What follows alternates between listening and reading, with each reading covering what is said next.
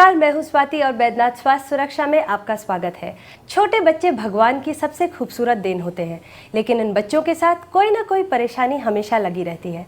अगर इन छोटी छोटी बातों पर समय रहते ध्यान ना दिया जाए तो आगे चल के ये एक बड़ी परेशानी बन सकते हैं। बैद्यनाथ स्वास्थ्य सुरक्षा में आज हम बात करेंगे बच्चों के सेहत से रिलेटेड प्रॉब्लम्स को लेकर के, और चर्चा में हमारे साथ हैं doctor Shah. Doctor Shah, studio में आपका स्वागत है।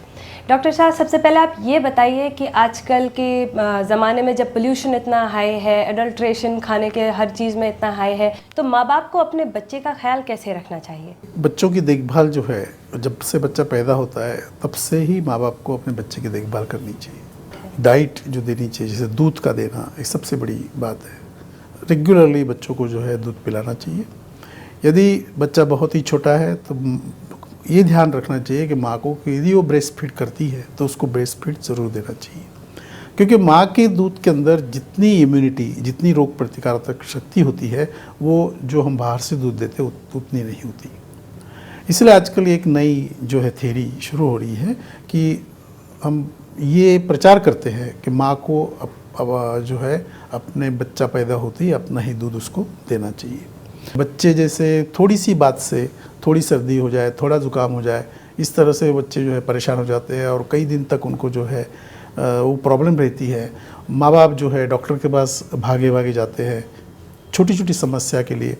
और इसमें ये देखा गया है कि जैसे बच्चों को डॉक्टर के पास बार बार आप लेते जाएंगे तो जहाँ वो दवाइयाँ जो एंटीबायोटिक्स या जो दवाइयाँ डॉक्टर्स देते जाएंगे, जितनी बच्चा दवाइयाँ खाता रहेगा उतनी उसकी इम्यूनिटी जो है और भी कम हो जाएगी। तो वो अपना रेजिस्टेंस जैसे होना चाहिए उसको छोटी छोटी चीज़ों को लड़ने के लिए, वो भी कम हो जाता है। ये एक बहुत बड़ी समस्या होती है। जैसे जैसे बच्चा स्कूल जाने लगता है तो बच्चों के अंदर जिस प्रकार की गलत आदत जो पड़ने लगती है उस पर ध्यान रखना चाहिए। वो स्कूल में जाके क्या खाता है, जो पैसे देते हैं वो पैसों का ठीक तरह से उसका सदुपयोग करता है कि नहीं, या फिर ऐसी उल्टी सुल्टी चीज़ें खा लेता है। फिर आप ये देखते हैं कि बच्चे जो है घर आके खाना नहीं खाते, क्योंकि उनको घर का खाना अच्छा ही नहीं लगता। वो सब्जी को बिल्कुल नहीं हाथ लगाएंगे। ये तो बहुत कॉमन समस्या है। इस प्रकार की चीज़ उनके अंदर जो है होने लगती है, आदत से पड़ जाती है। एडिक्शन एक ऐसी चीज़ है, बहुत नुकसान करती है। डॉक्टर साहब, जो बच्चे घर में भी खाना नहीं खाते हैं और बाहर भी नहीं खाते हैं, उनके लिए क्या उपचार है? ऐसी समस्या जब होती है तब उनका डॉक्टर से चेकअप कराना चाहिए कि भाई इसको भूख क्यों नहीं लगती। जब भूख नहीं लगेगी, खाना नहीं खाएगा ठीक, तो ग्रोथ भी नहीं होगी। तो इसकी समस्या तो डॉक्टर को दिखा के उसका जो है निराकरण करना चाहिए कि क्यों उसको भूख नहीं लगती। कई बच्चे ऐसे भी दिखने में आए हैं कि अपना टिफ़िन ऐसे कैसे वापस ले आते हैं, लेकिन टिफ़िन का खाना उनको अच्छा नहीं लगता। हो सकता है वो बाहर खा ले, टिफ़िन वैसे कैसे वापस आ जाता है। तो ये चीज़ें जो है बहुत पेरेंट्स को, और ख़ास करके फिर जब स्कूल में बच्चे आते हैं तो टीचर्स, यानी एक कोऑर्डिनेशन है। पेरेंट्स टीचर का जो एक कोऑर्डिनेशन होना चाहिए, और टीचर्स को भी खास करके ध्यान रखना चाहिए कि ये बच्चा, इसकी ग्रोथ क्यों नहीं हो रही। बहुत से बच्चे जो है स्कूल का नाम लेते ही पेट में दर्द है, सिर में दर्द है, आज नहीं जाना, देर से जानबूझ के देर से उठते हैं। ये सब समस्याएं जो है आती है। ये तो बच्चों के खाने पीने की बात हुई, लेकिन जैसे ही आजकल देखा जाता है वेदर चेंज होता है तो बच्चे एकदम खांसी हो जाती है, बच्चों को रेस्पिरेटरी प्रॉब्लम्स हो जाती हैं। और अगर आप किसी भी चाइल्ड स्पेशलिस्ट के यहाँ जाए तो वहाँ पे बच्चों को नेबुलाइजर लगे होते हैं। तो क्या वजह है इसकी? उसका जो कारण है खास करके वो ये है कि अनहाइजीनिक कंडीशन जो है, या पॉल्यूशन।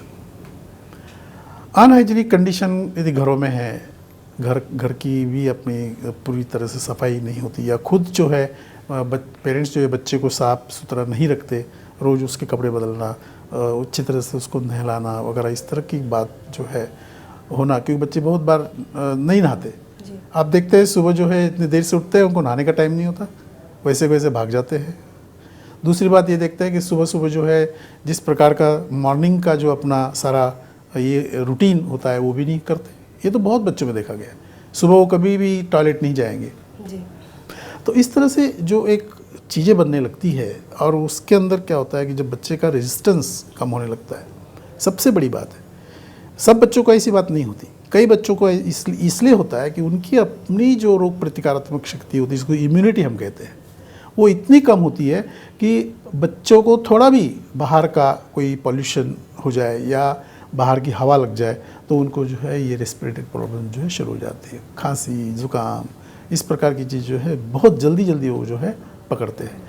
इतनी छोटी सी चीज़ होने से उनको नेबुलाइज़र वगैरह की ज़रूरत नहीं होती, लेकिन यही चीज़ यदि रिपीट होती गई, यानी बार बार होती गई, एग्रेवेशन उसका होता गया, तो उसके बाद में they turn to another problem जिसको हम दमा कहते हैं या सांस की बीमारी जैसे होती है वो होने लगती है। फिर वहाँ उनको नेबुलाइज़र, हॉस्पिटलाइजेशन, ये सारी चीज़ें जो है बच्चों को जो है शुरू हो जाती है, और वहाँ से ये सारी जो दूसरी और बीमारियाँ जो है वो थोड़ी भी कोई दूसरी बात आई तो उसको जो है प्रॉब्लम आने लगती है। डॉक्टर साहब, हमारे कई दर्शक हैं जिन्हें अपने बच्चों को लेकर समस्याएं हैं और वो आपसे कुछ समाधान चाहते हैं, तो सुनते हैं उनके प्रश्न। ये मेरा बेटा विनायक है, इसकी उम्र 4 वर्ष है। इसकी आंखें लाल हो जाती हैं गर्मियों में और सर्दी में भी रहती हैं, काफ़ी लाल हो जाती हैं, और इसके दांत जो हैं ये गल रहे हैं। उसके लिए कोई दवा हो तो बताएं। अब इसमें ये है कि बच्चा 4 साल का है, स्कूल भी जाता होगा, और जो समस्या उसकी इस तरह की है कि खास करके समर में, धूप में उसकी आंखें जो है एकदम लाल हो जाती है। इस प्रकार की यदि चीज़ है, और ख़ास करके बच्चा जब धूप में जाती है उसकी आँख लाल होती है, तो इस समस्या के लिए तो मैं तो यही कहूँगा कि उनको जो है किसी भी आँख के डॉक्टर के पास जाके दिखाना चाहिए, क्योंकि आँखों का लाल होना बार बार इस तरह से गर्मी में वो ठीक नहीं है।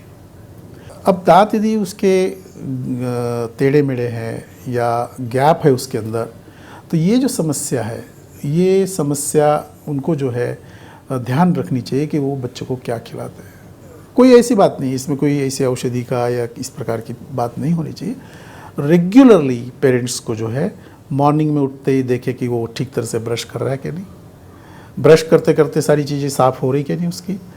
रात को खाना खाने के बाद उस सोने से पहले उसको ब्रश कराना चाहिए। हाइजीनिकल केयर जो हम कहते हैं, दांतों की रक्षा किस प्रकार से करनी चाहिए, ये यदि वो ध्यान से करते हैं बच्चे की, तो मैं नहीं समझता कि आगे उसको कोई ऐसी प्रॉब्लम आएगी। अब चलते हैं दूसरे दर्शक की ओर।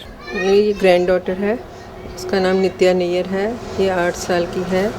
इसका भूख नहीं लगती, रंग काला होता जा रहा है, और इसको आयुर्वेदिक कोई दवाई बताइए। नित्या को यदि पहले से ये पता कर लिया जाए कि उसको भूख क्यों नहीं लगती, तो उससे जो है पता लगे कि क्या उसका लीवर ख़राब है या फिर उसका कोई पेट में प्रॉब्लम है या कीड़े हैं, इस प्रकार की पहले सब देख के फिर उसके बाद में उसको जो है औषधि दे सकते हैं। औषधि में भूख लगने के लिए, खास करके यदि भूख ही लगानी है, तो उसके लिए हमारा जो है सिरप आता है जो बच्चों को आराम से दे सकते हैं। मीठा भी होता है, अच्छा बच्चे आराम से पी लेते हैं उसको, जिसके अंदर ये कुमारी आसव है, हमारा द्राक्षारिष्ट है, द्राक्षासव है, और साथ में हमारा जो है चाटनी की दवाई आती है च्यवनप्राश, खास करके टॉनिक भी है, और वो धीरे धीरे उसको भूख भी लगेगी, या भूख नहीं लगे तब भी ये टॉनिक के रूप में काम करेगा।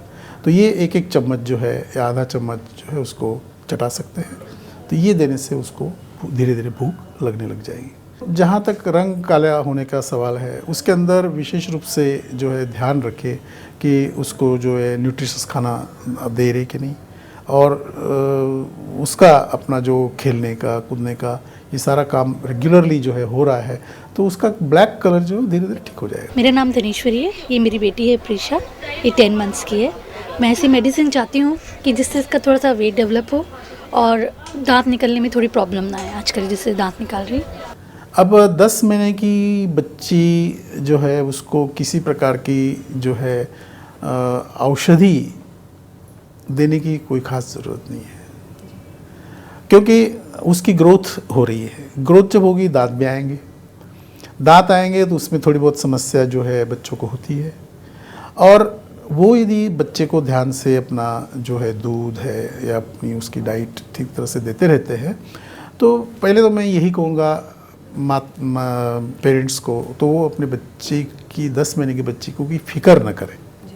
लेकिन फिर भी वो यदि इस प्रकार समझते कि नहीं, कोई औषधि दे देनी चाहिए, कोई दवाइयाँ दे देनी चाहिए, कोई टॉनिक दे देना चाहिए, तो उससे जो है मेरे बच्चे ठीक हो गए, यानी एक मैं तो इसके लिए यही कहूँगा कि पेरेंट्स का मेंटल सेटिस्फेक्शन जी, तो उसमें मैं सजेस्ट कर सकता हूँ कि जैसे हमारी बैद्यनाथ की एक है बालामृत करके हमारा एक सिरप है, वो बच्ची को दे सकते हैं। तो दर्शकों, आपको हमारा ये कार्यक्रम कैसा लगा? अपने सुझाव, अपने प्रश्न आप हमें इस पते पर लिख सकते हैं। हमारा पता है